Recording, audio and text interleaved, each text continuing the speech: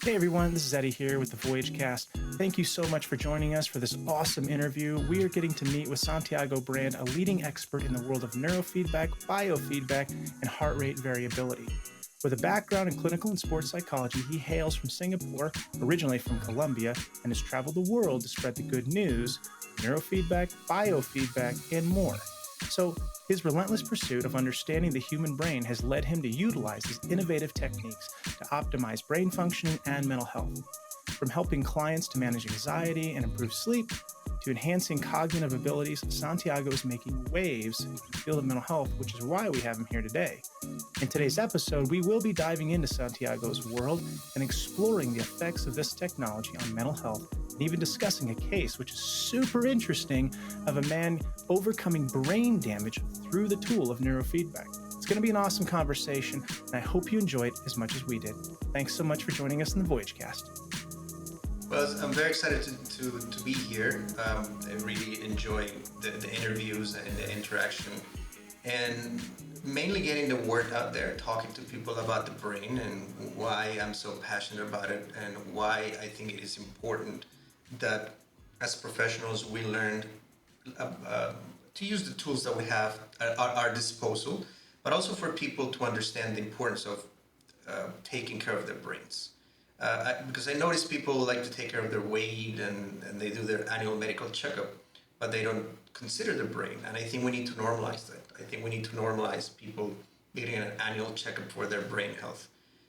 Because after all, sometimes I consider mental health to be a little bit more important, or at certain areas or at certain moments more relevant than physical health. I think that physical health can be manageable in many cases, but once your mental health is gone, it's a different thing. Your life really changes for the worse. And we have, again, tools available. The technology is only getting better. We can scan people's brains, and we can in real time tell people about their brain activity, both the pitfalls and the possibilities. And I think that's very fascinating. Santiago, in what point in your career did you start focusing on the brain? Because you went and got a master's in clinical sports psychology. When did you start shifting over to the brain health? It was when I was doing my studies in sports psychology. I was doing my internship with the Colombian Olympic Committee. And I was learning all the traditional sports psychology techniques that are normally used, such as goal setting and mental imagery, and so on and so forth. And while I was finding them useful, I was thinking that they fell short, especially when we were doing psychometric testing for the athletes. When it came to anxiety, we would tell the coach, coach, the test score shows that your athlete is anxious. And then the coaches would ask, but how do you know they're really anxious? And we would say, well, the test scores are reflecting that. And they would say, you're not getting me. How can you truly know? So I got their point, and that started me on a quest to look for more objective information. And by happenstance, it was just a fortuitous coincidence that they had this guy who had some experience working with neurofeedback and biofeedback come in the way it works for us. So he takes out all this equipment, all his gizmos, and he starts hooking us up and looking at brain waves and breathing patterns. And that was the answer to my prayers. That was love at first sight.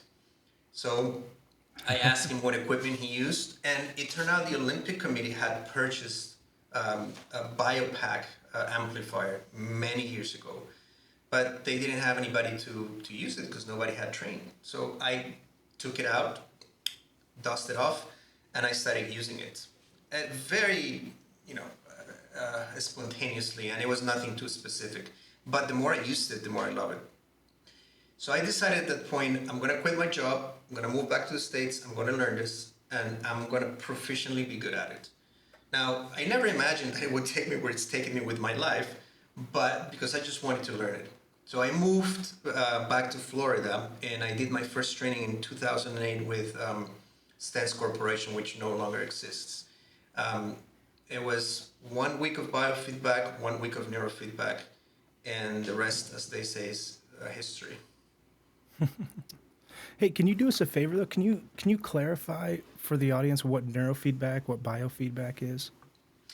Yes, that's a very important question. Biofeedback is a technique that you can use to teach people to self-regulate, and essentially it uses equipment. It uses non-invasive technology. It can be wearables, or it can be more advanced, sophisticated technology, and it uses specific software to reflect people's physiological stages. Which means in a screen, in a computer screen, you can show people how they're breathing, their breathing patterns. You can show them their muscle tension. You can show them their body temperature, their heart rate variability. And all these psychophysiological variables are very important for physical and mental health. They are the reflection of your state at any given time, your stress, your anxiety, but they can also be utilized to optimize performance. So neurofeedback and biofeedback can be utilized to either help somebody who's in pain, who's struggling with anxiety, with depression, with poor sleep, with chronic pain, with ADHD, with addiction. But you can also use it with athletes and people who are relatively healthy, more neurotypical, but they want to do better. They want to, get that edge on their competition, or they just want to improve personally. Now, with neurofeedback, what you're doing is you're training brainwaves. You can scan a brain and show people the brainwave patterns, the delta waves, beta waves, alpha waves, which relate to your different emotional and cognitive states. And you can train people, you can teach people how to manipulate their own brainwaves. Again, to improve their focus, to sleep better, to optimize their memory, to become a better person in general. And the very beautiful thing about this is that the technology is getting better and better. If you look at biofeedback equipment from the 80s and 90s, it was these huge amplifiers and big boxes. And now, the equipment that we get is the size of a cell phone or even smaller. I mean, we have people creating EEG that can record brainwave activity with something the size of an iPhone. And that's the size of the amplifier. You place a simple cap, and then you can do brain activity recordings in real time in a variety of settings. So for our field, and neuroscience in general, is a very exciting time because more and more startups are coming out, more and more people are getting very creative and optimizing the technology, which means people no longer need to go to a lab or a specific place. So sometimes you do this at home, at their comfort of their home. They send the results back to the clinician reads the data, and then you can start the intervention process. That is so cool, man. It is I can very see cool. why you got driven to this area because, in mental health, like, what is it like? We don't really look at the thing we treat. We don't really look at the brain activity to see what it is we're trying to, manipulate or augment or improve, or orient to some kind of better way of being. We don't really look at that. So I guess neurofeedback is sort of the bridge. Yeah. That's right. That's right. And you bring on a very important point, which is, why are we not looking at the brain? I could understand if we didn't have the tools available or the ability to do it, that would be different, but we do. And again, I think that it should be part of every single mental health practitioner's office to do a brain scan as a standard procedure. Whether they train the brain or not is a different story, but at least as a baseline intervention, as a baseline assessment, I think that should be part of every single mental health practitioner's office everywhere in the world. I couldn't agree more. I think it helps guide us. And I've had many cases where I have treated a client a particular way, thinking, hey, we're treating depression or we're treating anxiety. But then you get a map done and you're like, wow, like I was treating something different altogether, because the two don't mesh and you can't see it. There is not a therapist in the world that can evaluate that just from, non-concrete data. Therapist, Matt, but also psychiatrist. That's And as Santiago was talking, you reflect back on going into our master's program, and there was a brief description of biofeedback. never was neurofeedback talked about, and maybe not in my program, maybe in other programs. I went to a K-CREP accredited program. And so it's wild to me that we have this technology developing and it's getting deeper and stronger and more powerful, and very little people know about it. And it's frustrating for me as a clinician. And I feel when you were describing you wanted more, Santiago, I was like, yes, that was me. Like 2 years ago when I first got introduced to neuro, you feel really frustrated as a clinician. You're working so hard to, as Matt was saying, like treat this thing and you don't go anywhere, or you make some progress, but then there's a point of being stagnant.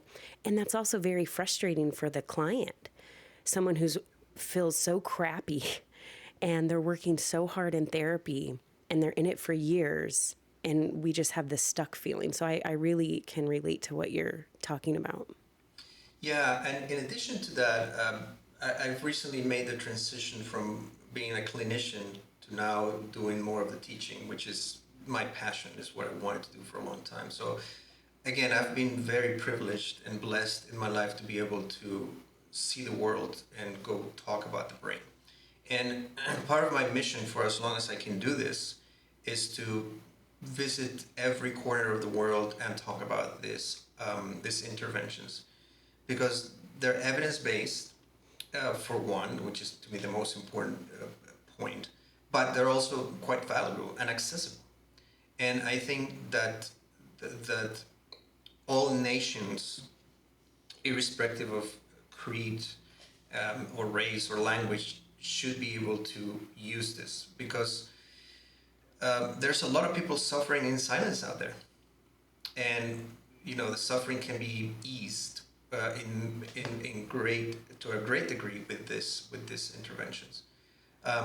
So I'm very happy to be able to visit places that didn't have the access to this because they couldn't have professionals going there anymore, and to be able to present the professionals in those nations the possibility of learning, and share my very limited knowledge with them to get them started on this journey to multiply and pay it forward in many ways.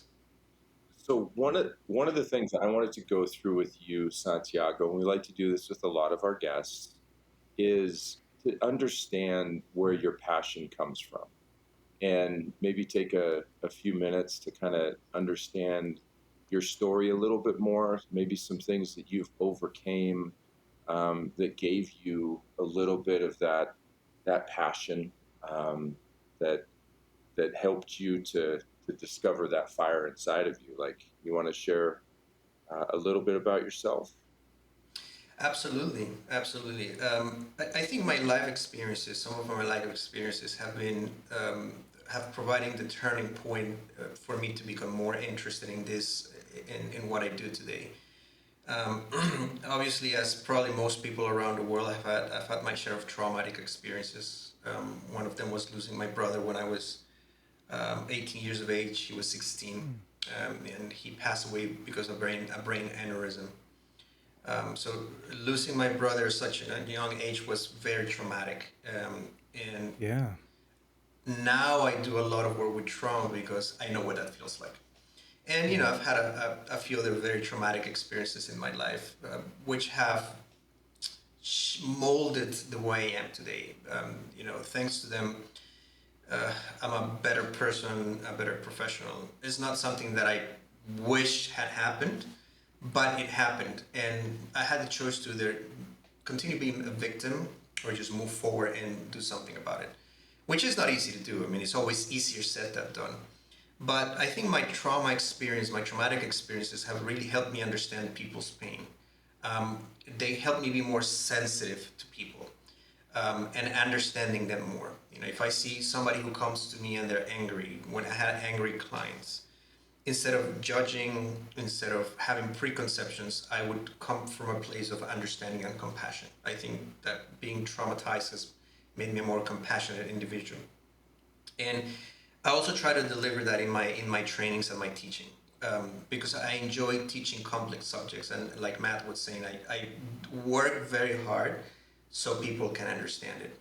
Because one of the main things in our field is the attrition rate. People get frustrated very easily, especially with the understanding of the EEG. therefore, I do my best to bring that compassion into my teaching and tell people, look, it's not easy, but if you stick with it, you will go on the other side. You will move through, and you will learn this, and you will enjoy it. And thankfully, most people do, like myself. I mean, when I started learning EEG, I was very frustrated. I thought it was very hard, and I thought I was never going to learn it. But the one thing I did is I stuck with it, and over time, it became less difficult. Let's say, let's put it that way. Now, my dad is a former professional athlete. He's a former professional soccer player, and he played for the Colombian national team, and he played World Cup qualifiers. So I was introduced into sports from a very early age, and so I was an athlete for most of my life. I played soccer, then I played golf for a good 15 years. I was like 8 handicap, and then from golf I transitioned into rock climbing. And I Wow. like sports because they teach you so many things. They teach you discipline, perseverance, and important values. So being coached by my dad and being coached by a former athlete directly and indirectly taught me many things, discipline and all these important values. So I love working with sports. It's probably one of the things I enjoy the most, sports and peak performance. I love taking an individual who has a goal and working with them through all the phases and have the journey with them to the point they can accomplish. Whether it's the gold medal, the Olympic gold medal, or whether it's getting that promotion or becoming the CEO of a company, or it's just, I want to graduate college. There's a case that resonates with me. I had a client who was the victim of a terrorist attack, of a car bombing. His brother unfortunately passed away because when he was driving, the bomb went off and he didn't survive.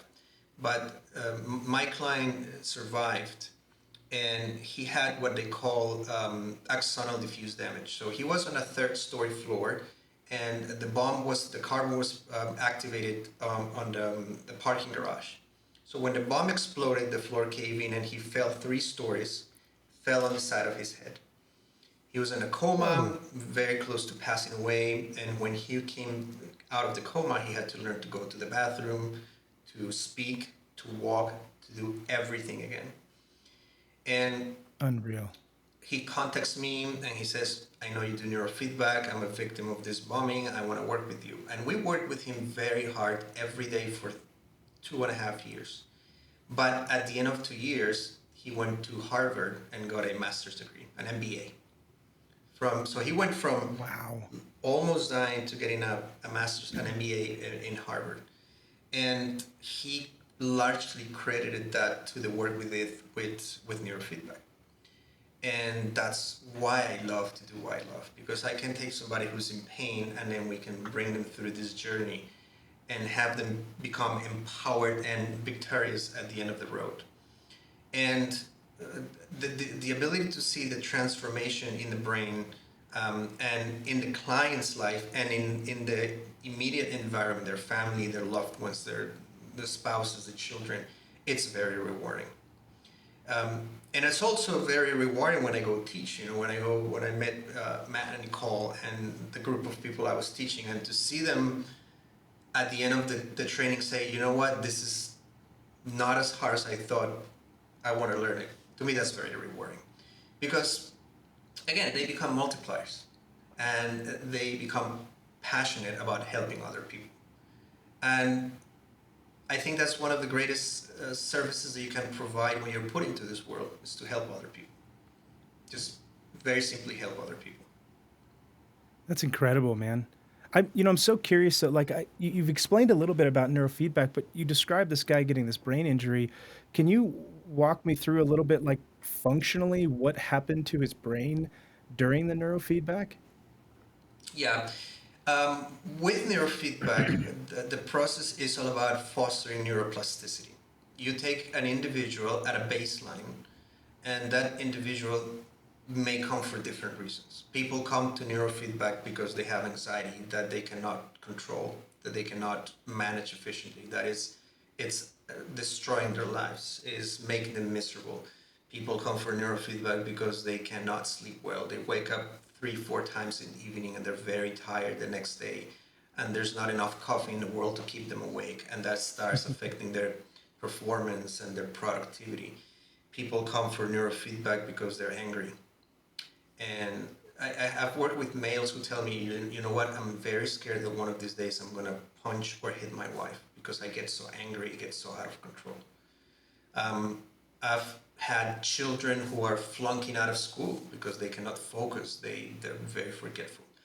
Whatever the case, the first thing you need to do is to do a brain map. And a brain map essentially is you put a cap and you look at brainwave activity in real time. The electrical patterns of the brain tell you a lot about the person. What I enjoy about doing a brain map is that I never ask the client for any information about themselves. I don't want them to tell me anything about their complaints or their symptoms. Why? Because the brain does the talking. As I'm looking at the brainwave patterns in real time, I can tell them, oh, I can see that based on this piece of activity, you're waking up several times at night. It looks like you forget things often. So I frame it in a way that they can relate to it. And many times people open up their eyes and go, how can you possibly know that? Well, because your brain is telling me so. And what I do is I take the EEG and I translate it into another language. The EEG has its own grammar and its own phonetics, and it's just like learning another language. So I translate it in English or Spanish or whatever language the client speaks, and I explain what their brain is telling us. That helps generate credibility, because when I can tell the client things that they have never told me because it's the first time they're meeting me, it's extremely valuable. And that creates that initial rapport that you need, and it strengthens the therapeutic relationship. Now, the next stage is, okay, what are we going to do about it? And the direct approach is with the neurofeedback. Once you've identified the brain areas that need the fine tuning, the modulation, you put electrodes on those regions of the brain, and you start teaching the person to control and manipulate the brainwave activity. And you do it through a feedback, which is a video game or a movie. If the person is watching a movie, they're only controlling the movie with the brainwaves. And generally, two things will happen. One, the movie plays if the brain is doing what we want it to do. If the person starts getting distracted or starts getting anxious, the movie will stop, because the brainwaves are going in the opposite direction. So the person learns these different techniques and ways of getting his brainwaves back into this state that where we want him to be, and then the movie keeps playing. And the feedback can be, again, music or a video game or a video or a movie. But they're not using the keyboard, they're not using the mouse. They're controlling everything with the brain. Which makes so it's like the Force. Yeah, essentially. It's like the Force. And what happens after a few sessions is that the person starts operating in autopilot, which means you get out of the way and the brain takes over. So people describe it as being in a trance where they know what's happening, but they're not longer controlling it. The brain takes over. And this fosters neuroplasticity. This strengthens connection, creates new connectivity. It withers away the faulty networks. So you're changing the brain chemically, structurally, physiologically. And we know this because there's MRI studies of pre and post neurofeedback where you can see the growth in white matter and gray matter.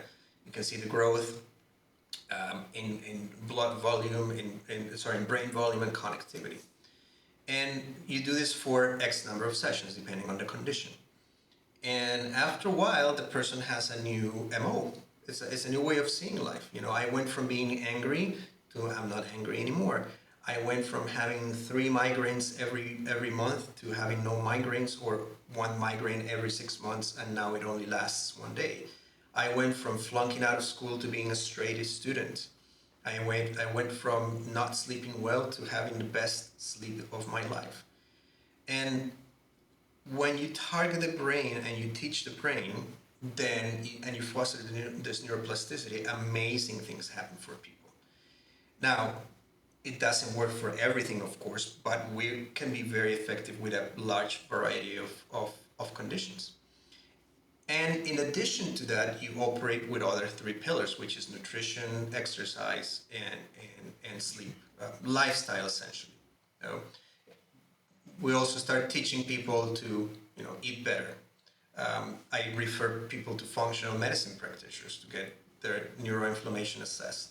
We work with dietitians and nutritionists to get this person on their specific nutritional plan.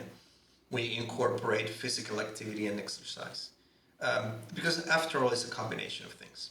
But the neurofeedback itself, even if you don't implement these other changes, it can be very, very powerful. That's really incredible. And that blew me away, Santiago, when we were going through the training. You pulled up an EEG, and you were asking the class, like, hey, what do you think's going on, right? And starting to test us a little bit. And the neuroinflammation from things like leaky gut. Like, you can see somebody that has a propensity towards that inflammation in the brain.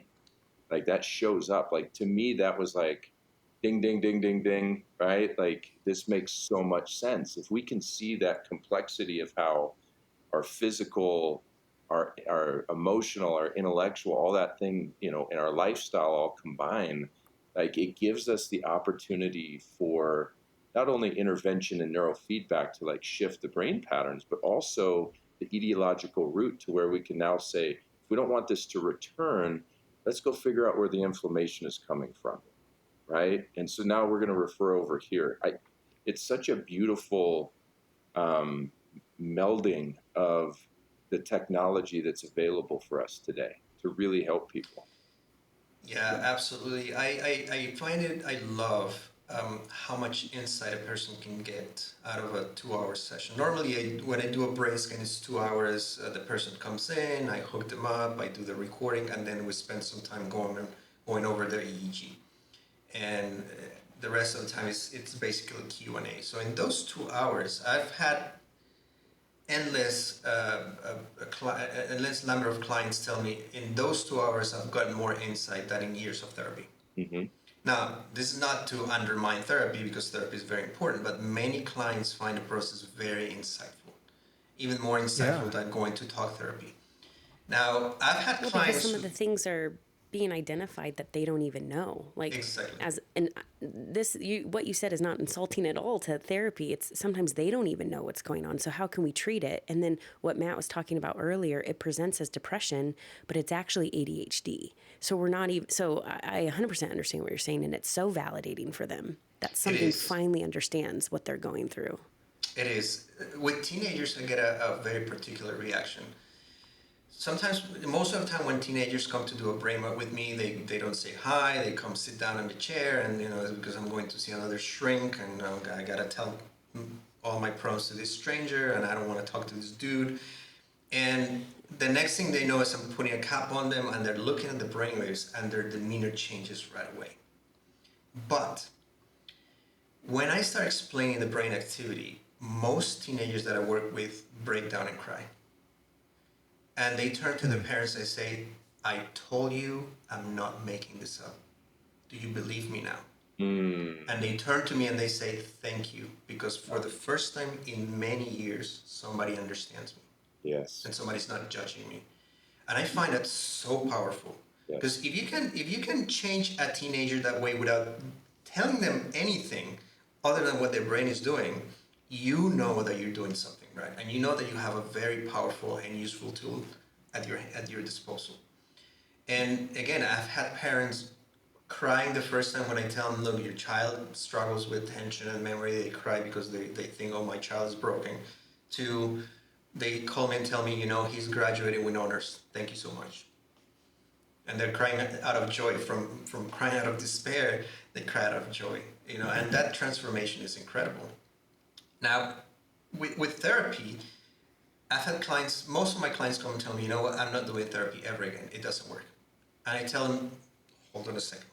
What's happening is your brain is not structured in a way that allows the therapy to be effective. Yes. Let's work on your brain and let's see what happens. So normally at the end of 40 sessions, I tell them, how do you feel? Much better. Would you consider going back to therapy? 8 out of 10 people tell me, yeah, I'll do it now. Because now you have Because now they feel something's different. Yeah. Now they get it. What they tell me is, I get it now. I get the therapy. I get the purpose of the therapy. I was not able to do that before. Mm-hmm. I've seen that in my own practice, working with couples, and we're just so stuck, and you can just see that their brains cannot get it. They can't have empathy for their partner because they're in such dysregulation in their own hurt and pain. And I did the same thing. I said, I need you to go to neurofeedback. They went to neurofeedback. And then over the course of time, I was like, oh, wow, I can actually do therapy now. So it's wild how it can open up the brain and create such regulation where then therapy can do what therapy's supposed to do. Well, and in today's day and age, like the susceptibility of certain brains, it's not everybody is going to be like this, but the phones, the cell phones, and the exposure to technology, where we're almost short-circuiting what the natural cadence of the brain needs to look like. We're kind of creating, a mass culture of brains that are struggling to engage and retain information how they're supposed to, and they look different. And Santiago, if you want to wrap on that a little bit of just how the brains in mass have kind of shifted from 10, 15 years ago to today, like they seem to be following a little bit of a trend. Am I wrong? Yeah. I think you should talk to Marie Swingle. She wrote a book called I Mind. She's a colleague out of Canada, and she specializes in screen exposure and the EEG. So you should definitely have her on the podcast. I'll be happy to make the connection for you guys, because she's really fascinating and a very lovely person. But essentially, in her work, what she's found is that the two main things that excessive cell phone exposure is causing today is anxiety and depression. Those are the two main conditions, the two main mental health conditions that are exponentially growing, especially in the younger generations. Those who were born with the technology, because most of us here migrated into the technology. So for us, it's easier because we grew up playing without cell phones, and we would hang out with friends, and we didn't have the internet like the kids do today. So for us, it's not so problematic in many ways as it is for the people who were born into the technology. Yeah. And the other big thing is impacting sleep. One of the things that really concerns me when I do brain maps is that I find that 8 to 9 out of 10 people are not sleeping well. And if you ask any colleague of mine around the world, there's sort of a consensus that the number of people with more and more sleep problems it's growing exponentially. And that's very worrisome, because sleep is the most important behavior you can engage in. Everything in your life, your mental health, your physical health, revolves around sleep. And when you punish your sleep, you're punishing yourself, you're punishing your body. And it's very hard it's very hard to get a teenager not to use their phone, because people are addicted to it. Well, it's mass addiction. Everybody's addicted. Yeah, it's very problematic. What I've seen in using the EEGs and to supplement my work with my therapy clients is it gives them the hard evidence, because we can talk about healthy sleep patterns and how we need to reduce our screen time and how we need to create these healthy structures, and then people are just like, whatever, and they just allow their habitual behaviors to continue, and they're not changing. And what I've seen before is then my clients they get their EEG, and then they see the hard evidence that this is your brain, this is what's happening, and this is not helping. And then it clicks for them. That then now they're going to start reducing their screen time. They're going to, stop playing on their phone an hour before bed or whatever it is. So it's cool how it's also information, hard evidence that people need. Yeah. What I find useful about the technology is that people respond to the data. And like you said, Brianna, with the sleep especially, I tell people, okay, let's get an Oura ring. Because they tell me, oh, I sleep well. So let's get an Oura ring, wear it for a week, and they come back and tell me, you were right, my sleep is just awful, and I need to do something about it. And therefore, having the data available today is very useful. I think it really helps get the point across, because people can be quite skeptical. And of course, making life changes is hard. You know, adjusting your diet, changing your sleep patterns, getting off the phone, it's very hard. I never said it's easy to do. And that's the uphill battle that most of our clients will face. And that the uphill battle that we face as clinicians is how do we get that behavioral change. Thankfully, though, I see that neurofeedback facilitates that process, and biofeedback and neurofeedback facilitate that process. Otherwise, I think people would struggle more with the necessary changes, you know, to the adapting to this new lifestyle. Would you say that I'm sorry. Would you say that biofeedback is something that can kind of help people become, what would it be, just more in tune to how their body functions? Yes. Would that be a differentiating factor? So like the neurofeedback is sort of training the brain, but then biofeedback is helping the brain become more maybe aware of the body functioning? Yeah, that's a very good way of putting it. Absolutely. And I think the main value for biofeedback is how it helps with self-regulation. How it helps people realize how not well self-regulated they are, and how out of balance they are. So the way you're explaining it, Ed, it's quite exquisite, because that's the point we want to get across. The main things that people need to understand is that they cannot implement any changes in their life unless they are self-regulated, unless they can really balance the mind-body connection, unless they can really have effective management of their emotions and their physiological reactivity. You cannot implement any changes. You cannot become less angry if you're activated. You cannot manage your stress and anxiety or sleep better if you cannot self-regulate. And that's where most of the pain comes for people because they don't know how to self-regulate. So biofeedback teaches them the process in a very eloquent and amenable manner. And then you can introduce the neurofeedback, which is doing the brain piece. And it doesn't take that much. People can learn to self-regulate very efficiently. Heart rate variability, which is one of the most common biofeedback modalities, can be learned in as short as 5 sessions. You can really learn how to self-regulate efficiently. Now, it's a matter of practicing, obviously, but the good news is you don't need to practice for hours and hours. You don't need 30 years of practice to become a master of heart rate variability or to master your self-regulation. All it takes is a few minutes a day.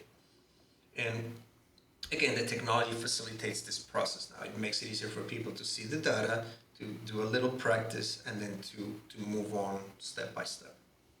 Well, and a few minutes a day is so much, that's attainable rather than having to practice something for hours and hours. Can you share a little bit of what the heart rate variability is or what that looks like in practice? Yeah, heart rate variability essentially it studies the rhythmicity of the heart.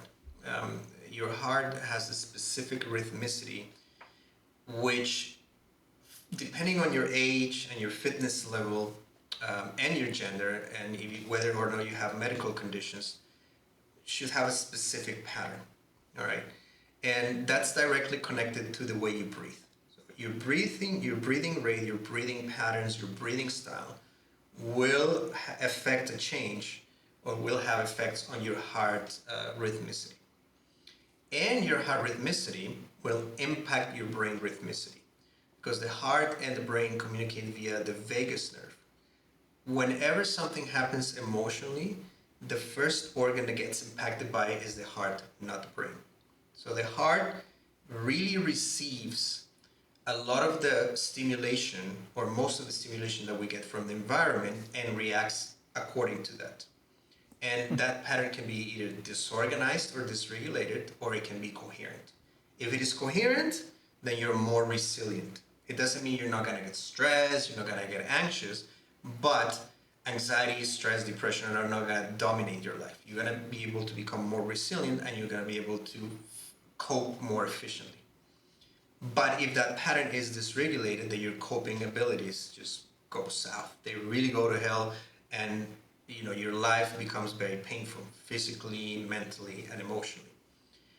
With some equipment, you can show people the patterns, and they come in different ways. Different wearables have different software, but in essence, in a screen, you're seeing the synchronicity between your breath and your heart. And so what you do is you teach people different breathing techniques. There's not one single specific way that you can teach heart rate variability. You can teach it in many ways. The point is that the person learns to do coherent breathing. And coherent breathing means their inhale and their exhale is organized. It follows a specific pattern. It follows a specific pace, a specific depth. And when you do that, several things happen. Your heart starts beating slower, so you slow down your heart beating, your heartbeats. The time that elapses between one heartbeat and the next one gets longer, and that's what you want. So you want the heartbeats to be longer in between and also variable. If you measure somebody's heart activity and you find that the time is very similar across time, that's a problem. But if you find the time varies across time, that's hence the name heart rate variability. So the Can more you educate us on why that it would be, if it's the same, why that's not a good thing? well, it would show that your heart is weak. So your heart as a muscle gets weak, and that puts you at risk for cardiovascular conditions or possibly a heart attack. So when you analyze the heart rhythms of people with arrhythmias, or who've survived heart attacks, or have some kind of cardiovascular condition, their patterns tend to be quite steady, quite the same, and it means the heart is weakened. So the way you strengthen it, the weightlifting, the equivalent to the weightlifting for the heart is the heart rate variability. And how you control it? Through your breath. In essence, the slower and the deeper you breathe, the better it is for your heart. And if you do that consistently, again, for a few minutes a day, you're building endurance. Last year at a conference, I met a researcher from Israel, and they did some very interesting research with heart rate variability and cancer, and specific cancer survival. I don't remember if they studied a specific type of cancer or if it was cancer in general, but the gist of it is they took 10-second recordings, 10-second measurements of people's heart rate variability. Those who had strong heart rate variability had higher survival rates for the cancer. Those who had weaker HRVs succumbed and died from cancer more. So Wow. that just goes to show how a simple process of breathing for 2 or 3 minutes will make a tremendous difference in someone's life. Heart rate variability is very cost effective, very simple to learn, very simple to implement, and it has vast positive effects in mental and physical health. It really, really correlates with a lot of variables. And again, people don't know it because they're not Yeah, I've been presented with this practicing for information. 10 years and I've never heard that. And I'm just sitting here and I'm just like, oh my gosh, this is so exciting.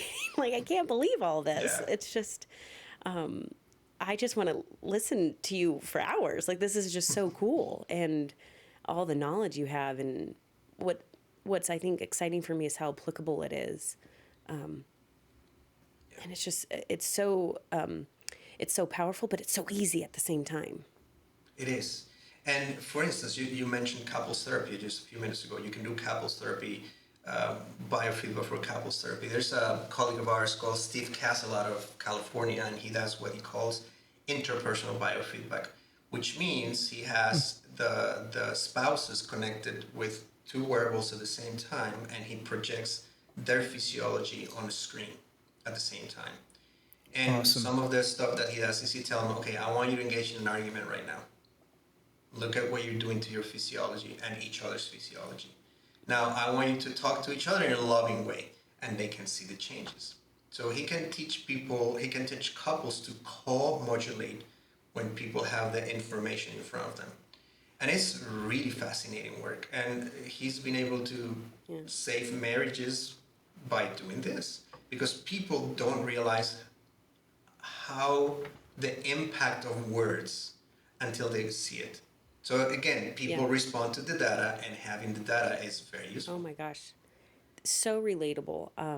My clients, especially if you have someone who has more of an avoidant attachment, they keep everything on the inside, right? They have that really good poker face. They look like they're okay, and they're panicking. They're freaking out on the inside.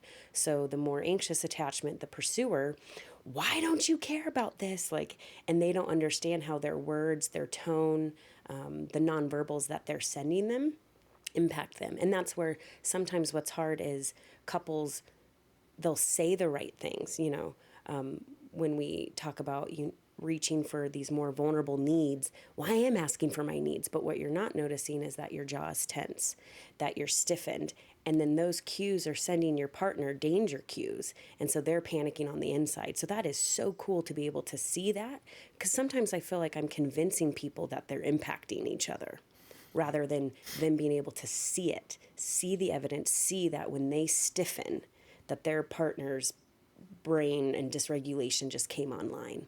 I love that. I want that. Well, what's great Yeah, it's about that, wonderful. what's great about that for us is in our work with our clients, it's evidence. So sometimes, therapy can be so subjective, right? And it's like, oh, I feel this way, or right, and they recall their stories and they want to be heard. But if you can point to something that says, no, we can actually see you, this is what dysregulation looks like, and this is what's happening in your body, and you see this, like it's a learning moment in a intervention place that has scientific backing, right? So you can't really argue with what your body's physiology is doing. Yeah, when people can see it, it's a very powerful impact on the person. Yeah. I remember many years ago when I was new to this, I was working with a female client. She was around 34, 35, single mom. And she came to the sessions. She had a very strong trauma history, wouldn't make eye contact, wouldn't talk much. And I decided to start temperature biofeedback. So temperature biofeedback, you put a sensor on the fingertip, and you teach people to increase the temperature on the hand by increasing blood flow to the fingers. And this has a very important, very powerful effect for people who tend to suppress emotions. And I remember around the fifth session, she's sitting there and we're working with music. So every time she would get the temperature up, we would play Enya songs or some kind of relaxing music. And all of a sudden, I'm noticing that the music keeps playing and her temperature starts going up and keeps going up and keeps going up and keeps going up. And then I turn around and look at her, she's crying. And I tell her, are you okay? She says, you know what? For the first time in many years, I'm letting go. Mm. I'm just exercising all my demons. That's what she said. I'm letting go and it feels great. Mm. And she was crying because through that process, she was just releasing that. Wonderful. And again, that's the power and the beauty of these interventions, and that's why I enjoy doing it, and that's why I enjoy teaching other people to do it. Because again, it's when I teach, I know that the professionals I work with, they're gonna go and do this because they're equally as passionate or even more passionate than I am, and they're gonna work with their clients, and their clients are gonna tell other clients, and we may not change the world, but we help make the world a better place. By doing what we do. And that's the reason, why we wake up in the morning, I think. I love it. One thing, Santiago, that was fascinating in our conversations was your unique circumstance to understand mental health throughout different cultures. Do you want to talk about that just a little bit? I mean, you've been all over the world. You teach all over the world. You see how mental health is viewed in so many different cultures. I'd love to hear kind of your thoughts on that. I'm glad you brought it up because one of the things that I enjoy about traveling the world and teaching is understanding and learning a little bit about the culture and how they see the brain and how they see mental health. Because you would think that the brain is a universal concept. The brain is the brain. That was my initial perception of things. But I've been to China, I've been to Thailand, I've been over to the U.S., I've been to South America, I've been to the Middle East, and the one thing is that people see the brain in a different way. They bring their own cultural values and their own personal history to the equation, and I'm happy to see that because it makes me sensitive to to their needs and the understanding. Because the last thing I want to do is go in there and offend the culture. They fly me, they treat me like royalty, they treat me very well. I mean, I've been everywhere I go, people give me so much love. The last thing I want to do is offend somebody. So it's good because it's a very humbling experience. I sit back and I just listen and I learn. And in the U.S., for instance, the U.S. and South America were more extroverted, a little bit more open-minded or liberal, if you will, for lack of a better term. The closer to Asia you come, they're more tight. They don't talk too much. There's more, what I want to say, shame is very used as a form of punishment here when you fail. And so that brings the understanding of mental health very differently. Now, the one thing I gotta say though is that the pandemic really helped make people realize the importance of mental health. For instance, I was back in July. I was in China, and as part of my going there, I was visiting some public and private hospitals. The one thing that most psychiatrists told me is we don't want to do the medication only approach anymore. We've been learning about neurofeedback and biofeedback. We want to implement this with our patients. And I think that's wonderful. I think that the pandemic really brought to the forefront the importance, the need and the importance for mental health. And when I went to Thailand, it was the same thing. And when I went to the Philippines, it was the same thing. And here in Singapore, it's the same thing. So at least, even though there's cultural differences, at least humans across borders are agreeing that mental health is important and that we should step away from the medication-only approach. That there's more options out there that are evidence-based, and we should give it a try. And I think that's really wonderful. That's amazing. It gets my mind thinking that like every clinician like us should be incorporating this in our practice in some way. If nothing else, it helps get past some of the initial barriers, as you mentioned before, to then be able to access the client a little bit more thoroughly through the therapies. But it sounds like a really life-changing thing. I'm so excited to like hear more about this, and I know others might be too. And I know in some of your previous conversations, I think with Matt, you guys talked about you doing a training on this, further trainings on this. Is it clinician only? Can clinicians only get trained in this stuff, or who can get trained in this kind of stuff?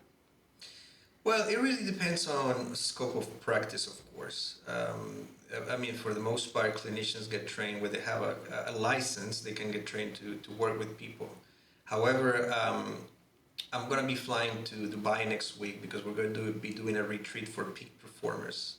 And I'm going to be collecting some EEG on some interesting people. I think there's a couple of the members of the royalty who are going to be there. And my understanding is that we're going to be working with a 16-year-old girl who's written 20 books to date.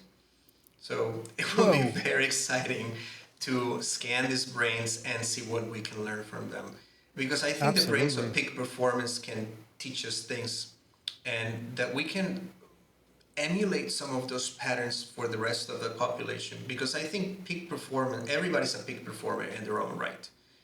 You may not be, an Olympic athlete or a Fortune 500 CEO, but you can be a peak performer as a student or as a clinician or as a housewife, as Yeah. anything, and therefore I think that there's lessons to be learned from this.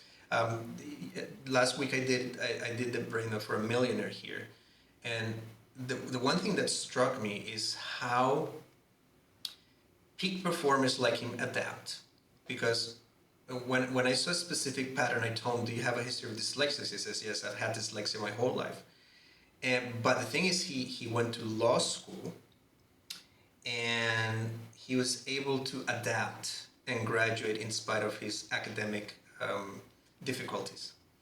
And I mean, he's filthy rich. He has a ton of money. But what struck me is that I was expected to find this perfect brainwave pattern: trauma history, dyslexia, attentional problems. So I find it interesting how peak performers can adapt and turn things around to their favor, and how they can sort of foster that sense of neuroplasticity. So with the work that we're going to be doing in Dubai, I hope to collect some really good data that is going to allow me to, first of all, understand how the brains of peak performers work, and then how we can adapt this to the rest of the population. That's incredible, Santiago. I would love to have you on again after that so we can hear more about how that went. If you're Sure. up for it, man. Absolutely. I Yeah. know it's late in Singapore there, but that would be amazing to get you back on with us. Yeah, I would love to. That'd be awesome. I just love in general how your story started out with trauma, as many people's stories do, and then you used it as a motivator, turned it around, and now, and it sounds like you probably got your own treatment with neurofeedback, and you are touching the masses right now and treating all sorts of trauma worldwide. And the work you're doing is amazing. Well, thank you. That's very kind of you. Yeah, I've personally done neurofeedback as a patient, and witnessed firsthand to the power, the healing power of neurofeedback and biofeedback. And of course, I've witnessed it through my career, through my 15 years of clinical experience, with my clients, and now as a lecturer and instructor and trainer, how it changes lives, because it does change lives. That's incredible, man. I so appreciate you, Santiago, coming on and joining us on the Voyage Cast. And I really, really look forward to getting you back on, because clearly there's way too much information to get out even in an hour. Um, I know and I want more. yeah, right. Yeah. Thank you so much for coming on. Yeah. Oh, thank you for inviting me, and I look forward to seeing you guys again soon. Well, real quick, if people want to follow, I don't know any of the work you're doing. Is there any? Do you have a website, or I don't know if that's applicable to I won't give my website now because it's under construction. We're revamping the whole thing. But my YouTube channel, Santiago Brand, and Instagram is Neuro Santiago. I'm very active on Instagram, social media, and then YouTube as well. So YouTube, they can go see all my videos from many years ago to the most recent ones. Awesome. Thank Awesome, you for man. that. We'll make sure we put all that stuff in the show notes for you. Thank you Yeah, guys. and Appreciate that. Thank some of our clients that are going to go and get EEGs through our company, Santiago might be behind reading some of the maps and helping us to make sure that we're seeing them accurately. And so we've been talking about some of that stuff too. So I'm really excited to continue that. Amazing. You know, as an end note here, my mentor, Jay Gunkelman, every time I would contact him and say, Jay, have an EEG, he says, well, that's the silliest question you can ask me. Do you want to look at the EEG? And for the longest time, I couldn't understand it. Now I get it completely. You know, I had the chance of seeing him last September when I went to the Bay Area. I told him, Jay, I get it now. So I repeat and I replicate the thought. The silliest question you can ask me is, do you want to look at this EEG? That's awesome, man. Well, thanks so much, Santiago. Thank you guys. Thank you so much. Hey guys, thanks so much for choosing the VoyageCast. We know there's a lot of options out there. We really appreciate you joining us on this great interview with Santiago Brand today. Stay tuned for other great episodes, other interviews, and we have another one coming up with Santiago where we review his experience in Dubai doing brain mapping of genius type brains. So that's going to be super interesting. Stay tuned for that. We look forward to another great episode. We look forward to you joining us. Thanks so much.